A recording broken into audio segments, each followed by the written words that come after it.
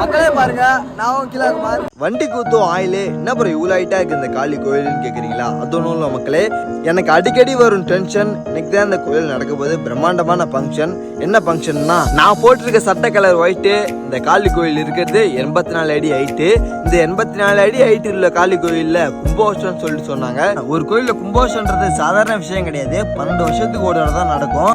சரி, எதிரினா தாக்கணும், இந்த 84 அடி உள்ள காளி கோயில் கும்பாபிஷேகத்தை மிஸ் பண்ணாம பார்க்கணும் அப்படின்னு சொல்லிட்டு எங்க ஊர்ல இருந்து கிளம்பி நம்ம மருதூர் பக்கத்துல இருக்கிற தலகுளம் கோயிலுக்கு வந்திருக்க மக்களே.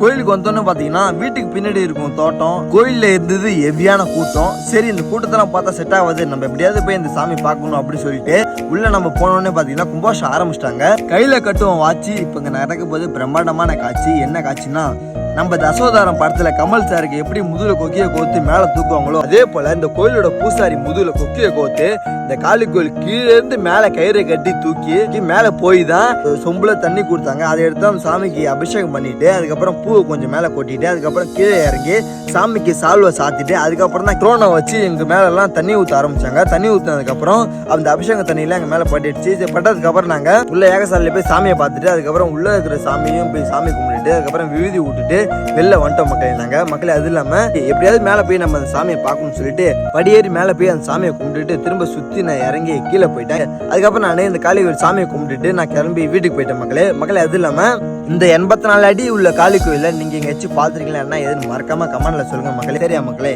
பாய்.